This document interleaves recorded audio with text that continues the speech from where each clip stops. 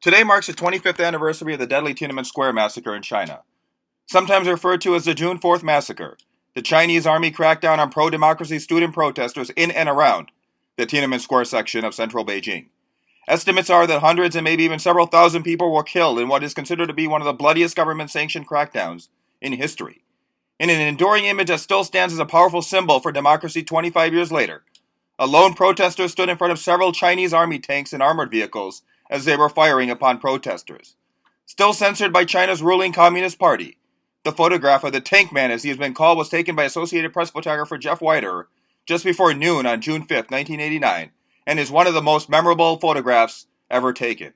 Little to nothing is known about this man who has been referred to as the unknown protester.